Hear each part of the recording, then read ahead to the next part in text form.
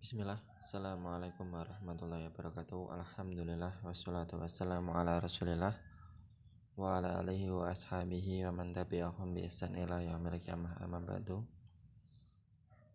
Nah, kelas 9 ya. Dengan jadwal yang baru. Insyaallah hari ini sudah dapat jadwalnya ya. Ini jadwalnya fikih dan tafsir, insyaallah taala nanti saya gabung saja. Nah, yang pelajaran fikih insyaallah kemarin kita sudah ya. Ini sampai di memelihara hewan ini. Hadis ya Aba Umir maf'alun nugir ini sudah ya. Bahwasanya kita review sebentar bahwasanya memelihara hewan sebagai hiasan itu hukumnya boleh aja asal tidak ada larangan dalam syariat.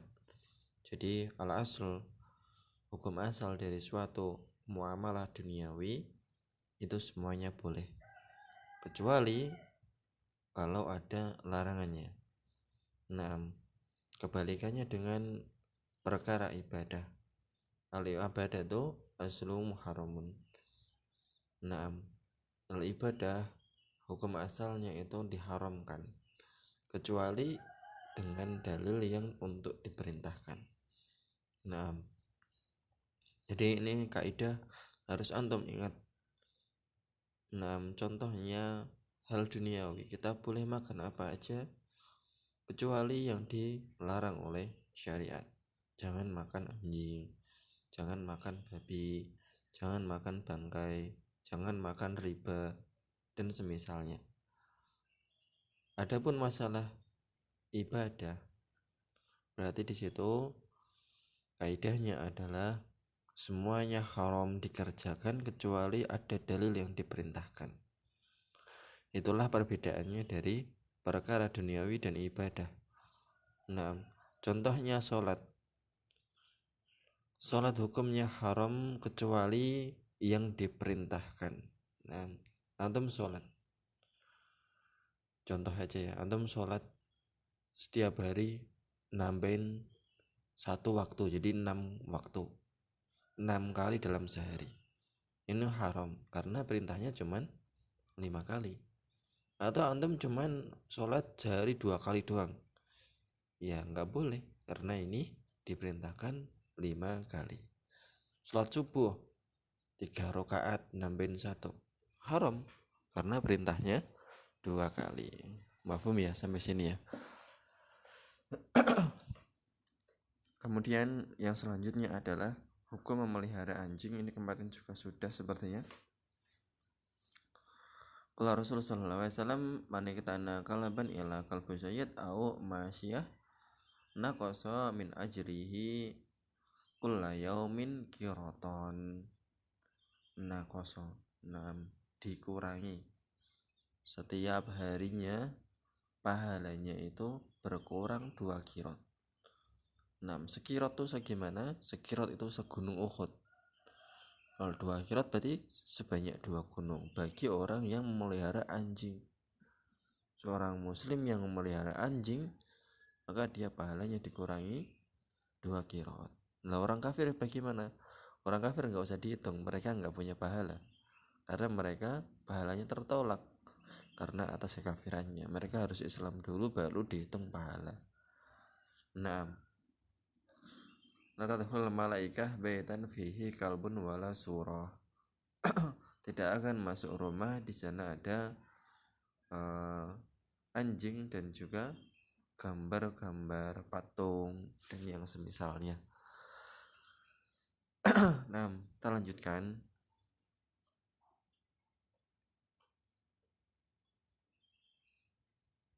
Jadi pelajaran yang ke-8 yaitu menjauhi berlebihan dalam berpakaian maupun dalam berhias. Waladina idza anfaqu lam yusrifu wa lam yaqturu wa kana baina dzalika qawama. Dan orang-orang apabila membelanjakan hartanya, mereka tidak berlebihan dan juga tidak kikir. Itu adalah perbelanjaan di tengah-tengah antara demikian. Yang bagus itu yang tidak berlebihan dan juga tidak terlalu pelit dalam berpakaian maupun berhias. Beli yang sewajarnya saja. Nah, beli HP namanya. Ya, yang kiranya cukup untuk keseharian kita itu yang terbaik. Tidak usah beli HP sampai yang harganya belasan juta, 12 juta. Kerjanya apa? Mungkin kalau dia kerjanya adalah apa ya, desain mungkin, ya kayaknya nggak ada orangnya apa namanya mendesain menggunakan HP. Biasanya di mereka desain menggunakan komputer. Kayaknya sementara ini untuk pekerjaan yang di kota Solo mungkin ya, kayaknya nggak butuh HP yang harga 12 sampai 15 juta, yang nggak butuh. Nah, HP 3 juta itu pun udah bagus banget. HP saya harganya 800.000 baru itu dulu belinya tahun lalu. 2 tahun lalu apa 2 tahun lalu ya? 2 tahun lalu harganya 800.000, itu pun baru. 2 tahun lalu saya beli, sekarang masih lancar jaya. Nah, tapi aplikasinya udah banyak yang saya hapus. Semakin bertambah umur semakin memorinya habis. Nah, beli yang pertengahan aja, jangan yang terlalu mahal. Kalau seorang santri apa sih butuhnya? Beli yang HP 1,5 juta, yang 1 juta itu udah cukup, nggak perlu yang lebih dari itu. Nah,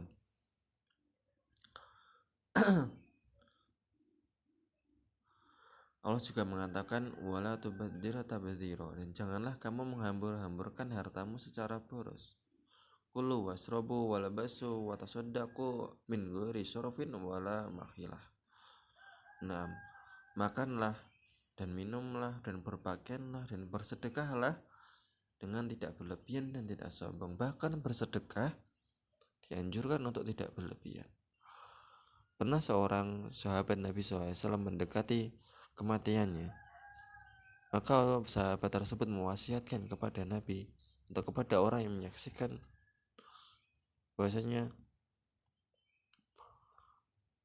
seluruh hartaku, kalau aku mati seluruh hartaku akan aku berikan kepada Baitul Mal. Kata Nabi, jangan. Ya sudah, kalau begitu 2/3-nya. Nabi bilang jangan, nggak boleh. Ya udah, kalau gitu 1/3-nya. Maka Nabi mengatakan boleh, dan itu sudah banyak. Nah, nggak boleh bersedekah juga tidak boleh terlalu banyak. Nah, kecuali antum punya keimanan seperti Abu Bakar As-Siddiq. Nah, mereka bangga, mereka senang dengan bersedekah, nggak punya sampai nggak punya harta. Tapi saya kira pada saat zaman kita ini nggak ada orang yang punya keimanan seperti itu. Antum sedekahin semuanya, baru antum stres. Ya, nggak boleh seperti itu ya. Makanya jangan terlalu berlebihan dan jangan terlalu pelit. Nah, yang kedua, menghindari sikap sombong dan angkuh dalam berpakaian dan perhiasan. Nah, suatu ketika bainama rajulun yamsi, berjalan dalam keadaan sombong dan merasa bangga dengan rambutnya yang panjang. Nah, dan 2 potong bajunya tiba-tiba dia ditenggelamkan ke dalam bumi. Nah, maka dia terus bergerak di dalam bumi sampai hari kiamat. Nah, orang sombong ditenggelamkan, langsung diadab Allah, langsung ditenggelamkan ke dalam bumi. Nah, ini hadis sahih ya, muttafaqun alaih. Walaupun sepertinya nggak masuk akal, orang masih bergerak-gerak dalam bumi, tapi ini hadisnya sahih. Nah, ya kita harus mengimani hal yang seperti itu, ini perkara yang gaib. Nah, la yanzurullahu ila man jara saubau khuyala. Allah tidak akan melihat orang yang menjulurkan bajunya melebihi mata kaki dalam keadaan sombong. Nah, ini bagi seorang laki-laki haramnya berpakaian dengan isbal. Allah tidak akan melihat orang yang menjulurkan bajunya melebihi mata kaki dalam keadaan sombong. Sombong itu adalah menolak kebenaran dan meremehkan manusia. Nah, kesombongan dan keangkuhan akan membawa seorang untuk mengingkari kenikmatan Allah Subhanahu wa taala, tidak bersyukur kepadanya. Nah, sebagaimana kisah Qarun, ditanya kata ini dapat dari mana Qarun? Innama itu ala ilmi indi. Sesungguhnya ini karena ya usahaku, karena aku buka cabang, karena aku ini pinter marketing dan yang lainnya. Menafikan pemberian Allah Subhanahu wa taala. Maka Allah Subhanahu wa taala menenggelamkan Qarun beserta rumahnya dan beserta harta bendanya ke dalam bumi. Maka sampai sekarang kalau orang nemu harta di dalam bumi dikatakan harta Qarun, harta karun. Nah, ini sudah ya. Kita masuk ke pelajaran yang lainnya, yaitu pelajaran tafsir.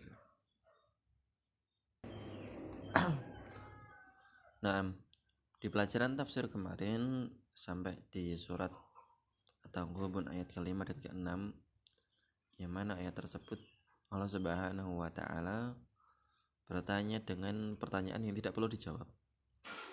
Nah, apakah belum datang kepada kalian wahai orang kafir peringatan? Apa belum lihat juga kesudahan dari orang-orang yang terdahulu yang mereka dibinasakan Allah Subhanahu wa taala? Nah, dan di sini ada beberapa faedah yang bisa kita ambil ya dari ayat ini. Di antara kebiasaan umat yaitu mereka tidak mengambil pelajaran dari umat-umat sebelumnya. Nah, maka penting bagi kita untuk belajar sejarah, belajar tentang umat-umat terdahulu agar kita bisa mengambil faedah dari umat-umat terdahulu. Baca tuh sirahnya Khulafaur Rasyidin, sirahnya Nabi, sirahnya para Al-Anbiya wal Mursalin dan yang lainnya. 6. Dibaca terutama itu sirah yang paling penting. Satu, sirahnya Nabi Muhammad SAW, kemudian sirahnya Khulafaur Rasyidin, yang ketiga kisahnya para nabi terdahulu. 6. Antum bisa lihat atau bisa jalan-jalan di toko buku, lihat mana buku yang seperti itu, dibaca, dibeli, jangan beli kuota terus. 6. Yang kedua, sesungguhnya Allah tidak membiarkan orang-orang kafir tanpa azab di dunia dan di akhirat. Oleh karena itu orang-orang kafir merasakan kejelekan di dunia sebagai hukuman atas kekafiran mereka. Nah, tidak sampai di situ, mereka juga akan diadab Allah Subhanahu wa taala atas kekafiran mereka apabila mereka tidak bertaubat di akhir hidupnya. Yang ketiga, tidak ada kesamaran dalam risalah Allah Subhanahu wa taala. Nah, semuanya jelas. Nah, semuanya yang datang dari Rasulullah SAW sudah sempurna. Islam sudah jelas, terang benderang dan sempurna. Tidak ada lagi yang tersamar di dalamnya. Nah, yang keempat, termasuk sunatullah yaitu tidaklah Allah mengutus seorang kecuali dari kalangan manusia. Nah, Allah Subhanahu wa taala mengutus nabi, mengutus rasul itu pasti dari kalangan manusia, bukan dari kalangan jin maupun malaikat yang sulit bagi manusia untuk melihatnya. Nah, tapi Allah Subhanahu wa taala dengan hikmahnya mengutus rasul untuk menyampaikan syariat itu dari golongan manusia. Yang kelima, orang-orang kafir beralasan untuk kekafiran mereka dengan alasan yang lemah. Nah, mereka mengatakan abasyuru yad'unana, apakah seorang manusia biasa yang akan memberikan kita hidayah, petunjuk? Wah, manusia biasa kok. Atau kalau zaman sekarang ya, kalau ada mubalik atau ustadz berceramah di suatu perkampungan atau di suatu kampung desa, ada orang-orang yang nyinyir, lah guru ustadz kaya itu cilikane aku ngerti ya gitu. wong kae to gitu dong, meremehkan. Akhirnya dia berpaling dari ajakan dalam kebaikan. Yang keenam, Allah memiliki kekayaan mutlak dan dia tidak butuh kepada seluruh makhluknya. Nah, tidak membahayakan Allah perbuatan maksiat orang yang melakukan maksiat, dan tidak menambah kemuliaan bagi Allah Subhanahu wa taala ketaatan orang yang melakukan ketaatan. Nah, ini hadis yang qudsi yang sangat panjang ini. Nah, ini hadis yang sangat Masya Allah ya, menunjukkan kemuliaan Allah Subhanahu wa taala tidak akan berkurang karena kemaksiatan hambanya, dan tidak akan bertambah ke atas ketaatan hambanya. Allah sudah maha sempurna. Nah, ya ibadi, wahai hamba kau. Sebentar, ini kecil banget tulisannya. Ya ibadi, law anna awalakum wa akhirakum wa insakum wa jinnakum kanu ala atqa qalbi rajulin wahidin minkum. Wahai hambaku, seandainya yang manusia yang pertama, wa akhirakum, dan manusia yang sampai paling akhir, manusianya, jinnya, mereka semua memiliki hati yang paling bagus sebagaimana hatinya orang yang paling bertakwa di muka bumi ini, seperti ketakwaannya Nabi Muhammad SAW, mazada dzalika fi mulki syai'an, tidak akan menambah kemuliaan dalam kerajaanku sedikit pun. Ya ibadi, wahai hambaku, lau anna awalakum wa akhirakum wa insakum wa jinnakum kanu ala afjari qalbi rajulin wahidin minkum mana qasadzalika fi mulki syai'a. Wahai hambaku, lau anna awalakum, andai saja orang yang pertama sampai orang yang terakhir dari golongan jin maupun golongan manusia memiliki hati yang sangat jelek, sebagaimana hati terjelek seorang yang pernah hidup di muka bumi. Anggap saja itu seperti hatinya Fir'aun, maka mana qasadzalika fi mulki syai'an, tidak akan mengurangi kerajaanku sedikit pun. Ya ibadi, wahai hambaku, law anna awalakum wa akhirakum wa insakum wa jinnakum qamu fi sa'idin wahidin fasa'aluni fa'taitu kulla wahid mas'altahu mana qasadzalika mimma indi syai'an. Wahai hambaku, seandainya orang yang pertama sampai orang yang terakhir dari golongan jin dan manusia berdiri, semuanya berdiri kemudian meminta kepadaku, maka aku akan memberikan semua permintaan mereka.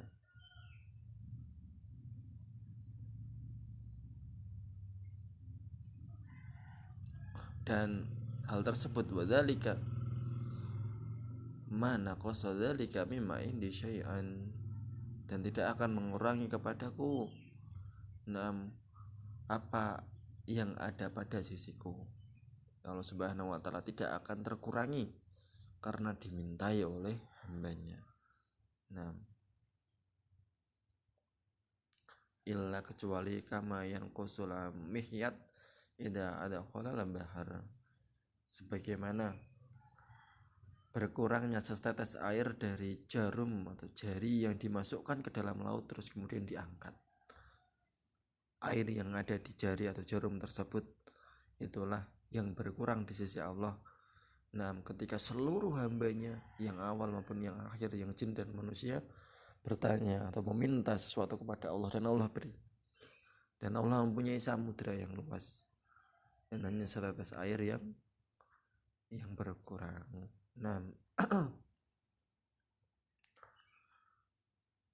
Yang ketujuh, semua hamba dalam keadaan senantiasa butuh kepada Allah. Ya ayuhan nasu antumul fuqara'i ilallah wallahu wal ghaniyul hamid. Sesungguhnya kalian semua itu fakir di hadapan Allah Subhanahu wa taala, maha butuh kepada Allah Subhanahu wa taala. Dan Allah Subhanahu wa taala wa huwal ghaniyul hamid, maha kaya lagi maha terpuji.